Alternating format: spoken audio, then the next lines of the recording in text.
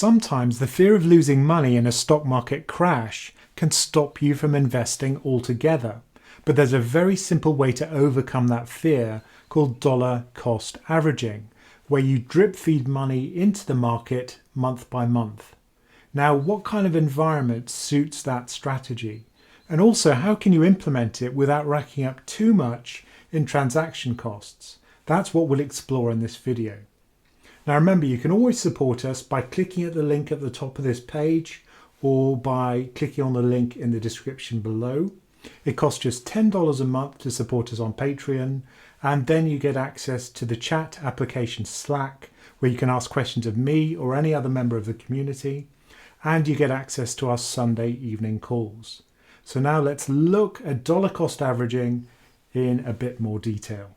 This is not a recommendation. If you want advice tailored to your specific circumstances, seek independent financial advice.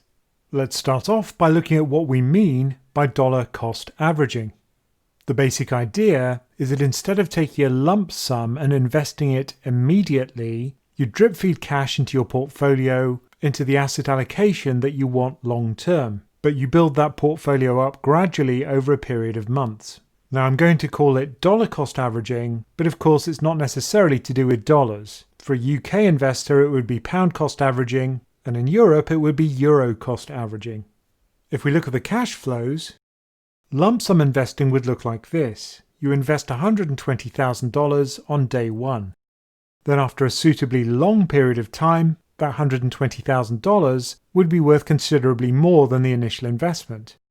If we dollar cost average, we'd take that $120,000 and we'd split it up into, say, 12 small payments of $10,000 each. And again, after some period of time, that would be worth much more than $120,000. So when would dollar cost averaging beat lump sum investing? Let's imagine two really simple scenarios.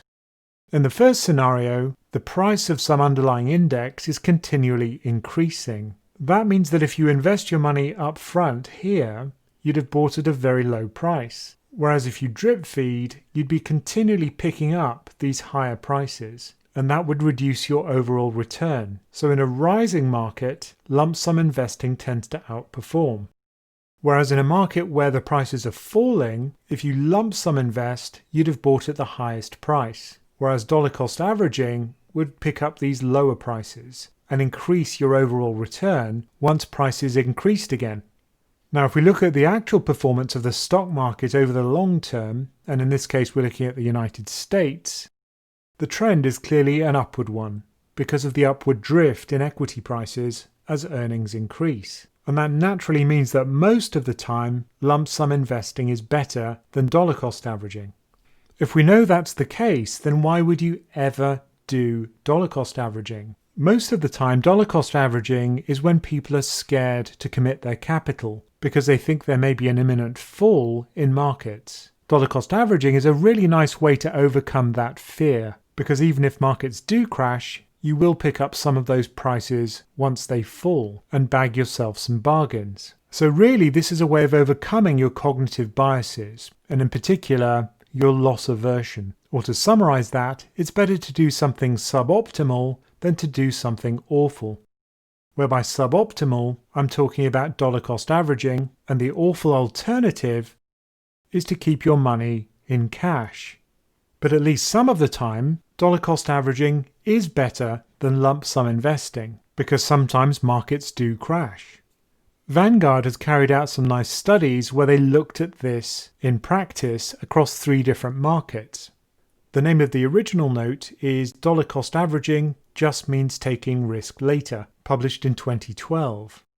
And for lump sum investing, they assumed that you invest $1 million or £1 million in the UK or $1 million Australian dollars in Australia into some stock and bond portfolio, and then they held that investment for 10 years.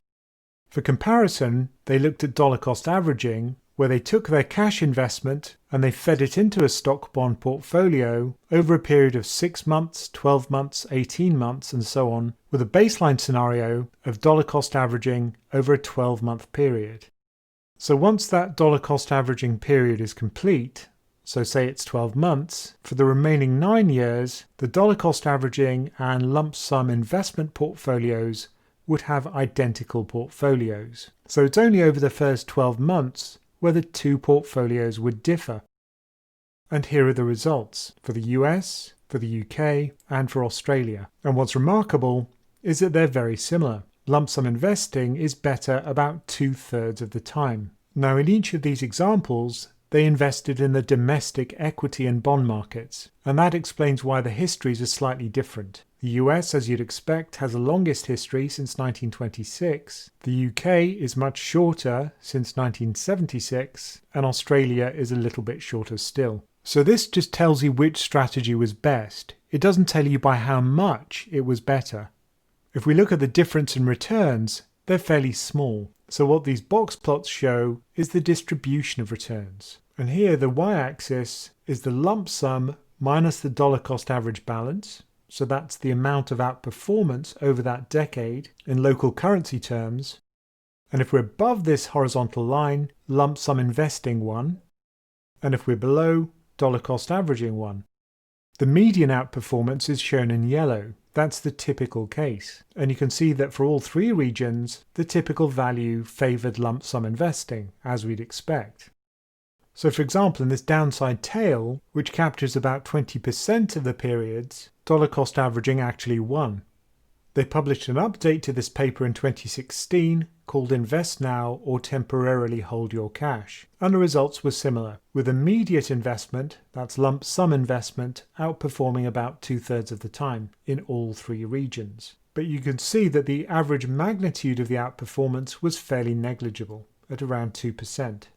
They also tried varying the asset allocation between 100% equity, 50-50, and 100% fixed income, and they found there wasn't a huge difference. Asset allocation didn't really affect whether lump sum or dollar cost averaging outperformed.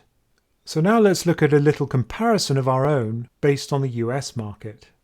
I've done the same thing as Vanguard, which is to look over a period of 10 years for a 100% equity portfolio, and I either invested $1 over a period of 10 years, or I took a 1/12 of that dollar and invested it on a monthly schedule over the first year of that 10-year period. And then for the following 9 years, the two investments are absolutely identical in terms of their asset allocation. Now the line in green shows the value of a dollar which is held in cash. Notice how the value falls because of the rate of inflation. And during this period in the 1980s, when inflation was very high, the value of the dollar falls most of all. But what I've assumed is that this is cash under your mattress. It's earning no interest at all, which is certainly not true, particularly at the beginning of this period, when interest rates tended to be much higher. The red line shows the value of dollar cost averaging over successive 10-year periods, and the blue line shows the value of lump sum investing. And immediately you can see that the two are extremely similar. It just doesn't make much difference whether you drip feed over that first 12-month period, or just invest the money all up front. I've shaded the periods of outperformance, and you can see that they are fairly small, and they're also fairly infrequent. If we do the same thing for a bond portfolio, the performance is also similar, but it looks like dollar cost averaging wins more of the time. If instead of comparing over a 10-year period, we look at a range of investment periods from 1 year all the way up to 30 years, and we compare a 100% bond portfolio with a 100% equity portfolio, you can see that the time period for which we invest doesn't make a huge amount of difference. But as we expected, dollar cost averaging doesn't cause so much damage for a bond portfolio as it does for 100% equity. But like the Vanguard study, it looks like dollar cost averaging only outperforms about 1/3 of the time. So how would we implement this in practice? In the UK, the platform Interactive Investor, which is a quite reasonably priced fixed fee platform, offers what it calls regular investing, where you can invest as little as £25 per month. You choose some portfolio of investments up front into which your money is always put. And since the beginning of 2020, regular investing fees have been cut to 0 on this platform. And that still compares very favourably with other platforms in the UK. For example, the most popular platform, Hargreaves Lansdown, doesn't charge for investing into funds, so that's open-ended investment companies, or what the US would call mutual funds, but it does charge £1.50 if you invest in investment trusts, ETFs, or shares. So it's still the case that Interactive Investor is probably the best platform if this is the way you're going to invest in terms of fees. But if you do restrict the kind of fund into which you invest, then you may be able to get very reasonable regular investing on other platforms. An Interactive Investor actually gives a kind of popularity contest for which funds are most popular for its regular investing. And these are simply the most popular UK funds: Fundsmith Equity, Lindsell Train Equity, and 3 Life Strategy funds from Vanguard. And for their ETFs, these are fairly standard funds: a FTSE tracker, an S&P tracker, gold, and 2 global equity funds. In the US, Schwab's gone a little bit further by offering what it calls intelligent portfolios, where they use robo-advice technology to monitor and rebalance your portfolio and keep it in line with your risk appetite. And they also offer a premium service where you actually get to speak with a human being who offers you professional financial guidance, but you do have to pay a fee for that. Fidelity has something similar, but there's no artificial intelligence. You just have a standard portfolio, just like Interactive Investor, where your money automatically goes into that portfolio in equal amounts, and they call it automatic investments. And they don't charge a fee for that as long as you stick to Fidelity funds. There are more details here in the link at the bottom of the page. And the popular free trading platform in the US, shortly to be in the UK, called Robinhood, link here at the bottom, also offers what it calls recurring investments, where you tell it which shares you want to purchase and the schedule for those purchases, and then at midday Eastern time on the scheduled dates, it places those orders. It's probably worth mentioning that Robinhood is launching in the UK, and while I am on the waiting list, I'm certainly not at the top of the waiting list. So if you do click on the link below, I'll move up 1,000 spots in the waiting list. And that way you'll get your review a little bit sooner, just saying.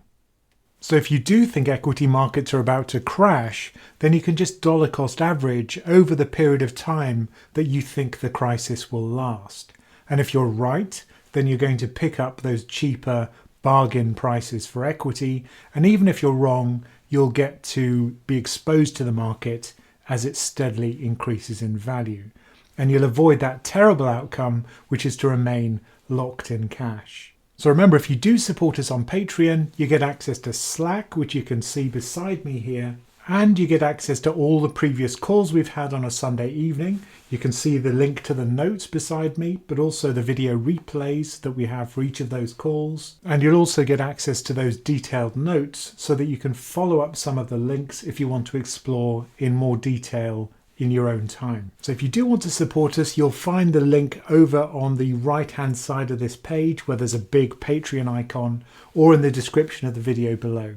And as always, thank you for listening.